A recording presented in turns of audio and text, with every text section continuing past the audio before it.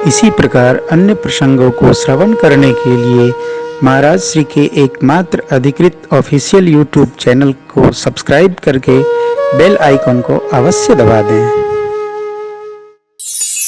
भगवान ने बाल लीला की, ठीक हम अपने घर में बच्चों की बाल लीला का दर्शन करें, इस कल्पना को जीवंत करें।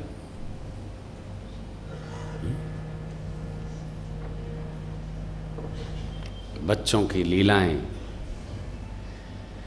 भक्त को हर्ष में डाल देती है। बड़ों को सिखाना पड़ता है। छोटा बच्चा आपको एक बार देख लेना, हाँ बच्ची हो कि बच्चा हो, वो पूजा आपके साथ करेगा। करता ही नहीं करता।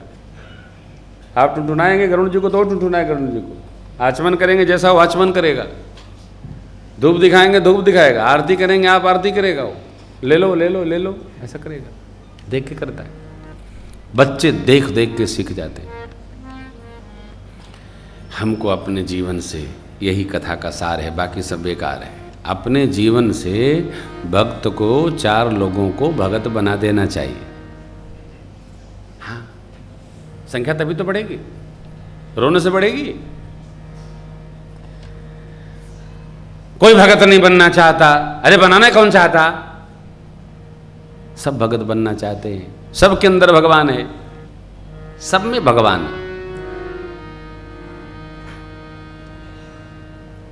और ये कथा आप चाहे जिसको सुना दो वो भगत हो जाएगा।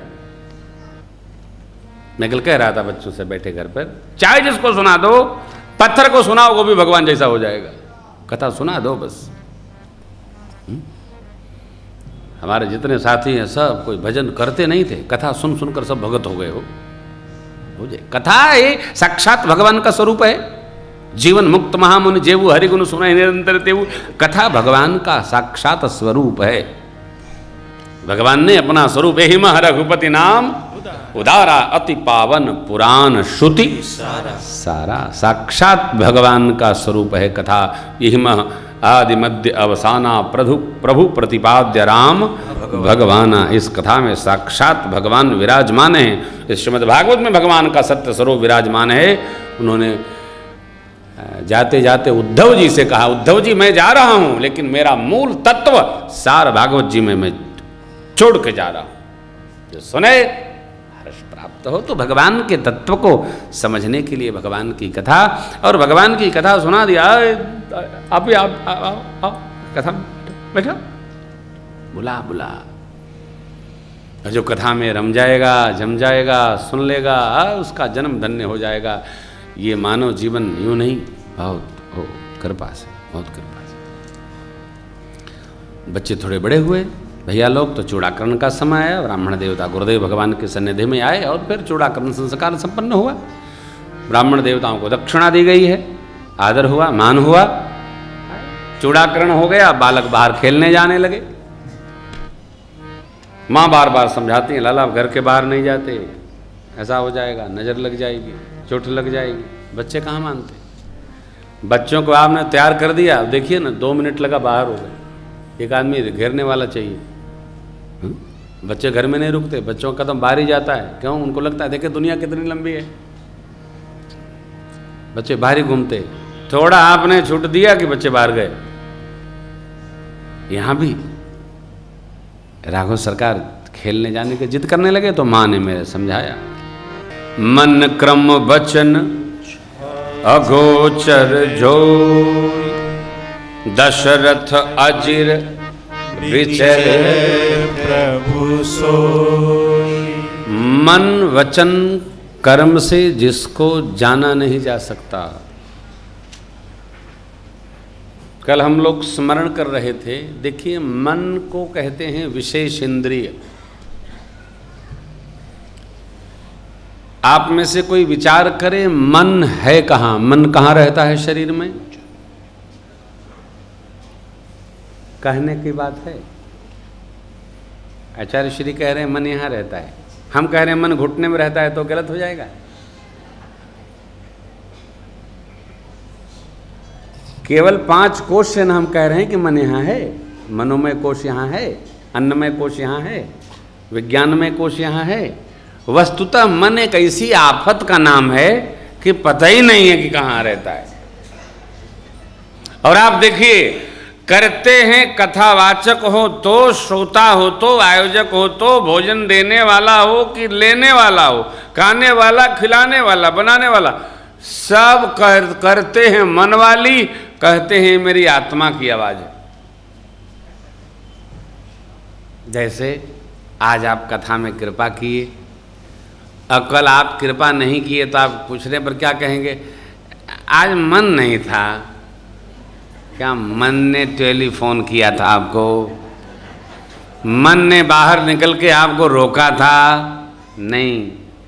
हम जो भी बात नहीं करते हैं अथवा करते हैं, थोड़ा भोजन कर लो, आज मन नहीं है, आज समोसा का मन कर रहा है भाई, मन नहीं है, अब मन कर रहा है। क्या मतलब? अर्थात ये मन ही आफत है। मन की ही स्थिति ऐसी है जो हमको बांध देता है और मुक्त कर देता है। जैसे परिवार में जिससे आपका प्रेम बहुत हो और जिससे आपका मन बैर मान लिया हो, तो प्रेम वाला मिलेगा तो आपको अच्छा लगेगा, और जिससे मन नहीं मिला वो मिल गया, क्या ऊपर चढ़ जाओगे? थोड़ा बगल से निकल जाते। मन नहीं मिला तो ऊपर चढ़े ले रहा है वो, जिससे मन है उससे हम चिपक के बैठ लेते हैं। सारा खेल गीता जी के अनुसार मन एव मनुष्याणाम बंधन मोक्ष कारणयो। मन हार गया तो हार गए, मन जीत गया तो। और आपको जानकर ये आश्चर्य होगा, मन की गति इंद्रियों तक है। मन इंद्रियों पर आरूढ़ होकर विषयों को ही सुख मान बैठा है, और विषय से अधिक इंद्रियां जा नहीं सकती हैं। मन वहां तक जाता है और थक करके वापस आ जाता है। फिर क्या होगा? अब क्या करें? मन की स्थिति को शांत कर ले। कहा ना कबीर बाबा ने, मन की तरंग मार लो शांत। क्योंकि नहीं तो हम तो मन के हिसाब से चलेंगे, जैसा मन चाहेगा चलते रहिए, मंगल नहीं होगा। मन शांत हो जाए, मन एकदम शांत, अकारण हलचल न बनने दे, शांत, एकदम शांत। हम मन के अधीन न हो जाएं। मन के अधीन होंगे तो जो नहीं करने वाला है वो भी कर्म कर जाएंगे। हम इंद्रियों के अधीन न हो जाएं, मन के अधीन न हो जाएं, फिर किसके अधीन रहेंगे? धर्म के, व्यवहार के अधीन हमको रहना है। मन को हम हटा नहीं सकते। मन का आश्रय इंद्रियां हैं। मन इंद्रियों के आश्रय में रह करके जगत में गति करता है, विषयों में गति करता है। तो विषयों की स्थिति इंद्रियों के साथ ऐसा बना लें, इन इंद्रियों का आश्रय भगवान हो जाए। प्रातः काल उठे, मन एकदम शुद्ध रहता है, शांत रहता है। 5 मिनट हाथ पांव धो के बैठ जाइए, मन शांत।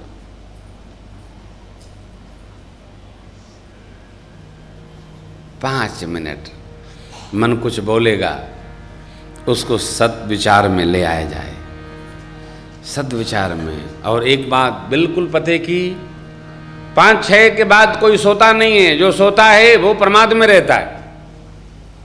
सूर्य भगवान के आने के बाद किसी की व्यवस्थित नींद नहीं आएगी। बहुत थका है, बात छोड़ दीजिए। आदमी वहीं बिस्तर पर आलस में करवट लेता रहता है, कम्बल ओढ़े, रजाई ओढ़े, ऐसे बंद कर दो। क्यों? बोले सत्संग करना है। बिस्तर पर सत्संग होता है क्या? यानी दूसरा एसी बंद कर दे, पंखा बंद। क्यों? हम आलस में, हमको बड़ा मजा आ रहा है। 6 के बाद नींद नहीं आती। 6 के बाद हम आलस्य में पड़े रहते हैं। वो कल गाया था ना आपको, कैसो सोई रहो आलस में, उठ के राम भजा नहीं जाए। ये प्रभात काल का समय भगवत भजन का समय है। 10 मिनट कर लो भाई, दिन भर ताजे रहेंगे आप। सबके लिए नहीं कह रहे हैं, अपने लोग भजन करते इसलिए अपने लिए कह रहे हैं। ये प्रातः काल जो जग करके 5-10 मिनट भगवान का स्मरण कर लेता है, दिन भर आनंद में रहता है। सोते समय जो भगवान को याद कर लेता है, भगवान की गोद में सिर रख के सो जाता है। ऐसा व्यवहार हमारा बनेगा, परम सुखी हो जाएंगे। दिन भर पूजा आप न करिए, प्रातः संध्या। क्यों? प्रातः काल प्रभु आपका धन्यवाद, आज भी हम बच गए। क्यों? सो गया सो मर गया, आज बच गए। कई लोग तो सोते सोते रह जाते हैं, प्रभु आपकी करुणा बरसी, आज भी बच गए।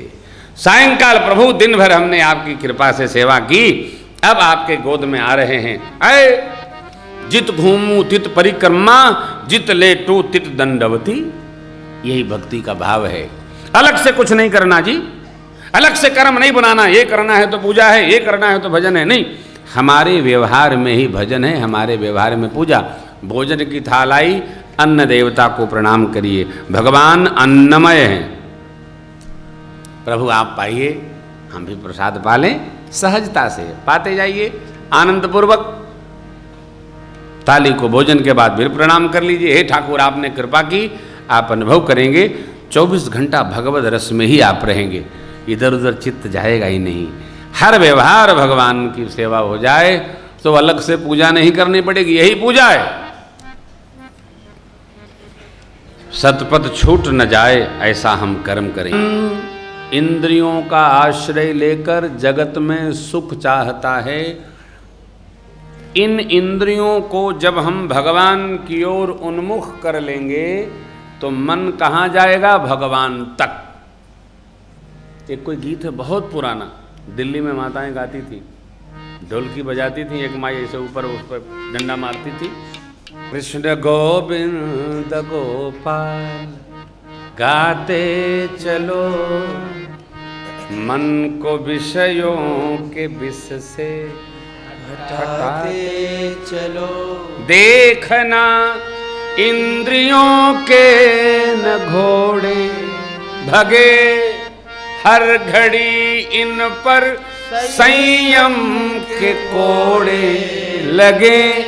अपने मन को सुमारक लगाते चलो, मन को विषयों के विष से हटाते चलो। कृष्ण गोविंद गोपाल गाते चलो। मन को आप रोक नहीं सकते, मन को बांधा नहीं जा सकता। क्यों? बांध आप उसको सकते हैं जिसका पता हो, जो दिखे।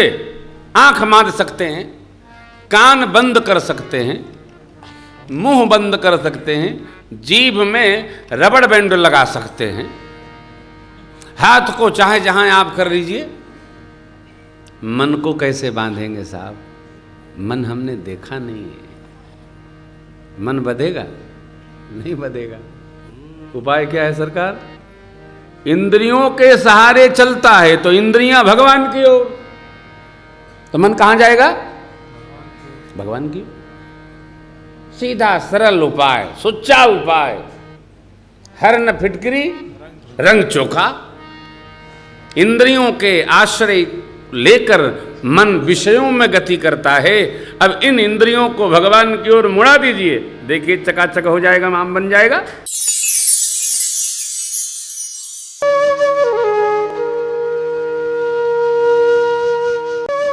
इसी प्रकार अन्य प्रसंगों को श्रवण करने के लिए महाराज श्री के एकमात्र अधिकृत ऑफिशियल यूट्यूब चैनल को सब्सक्राइब करके बेल आइकन को अवश्य दबा दें।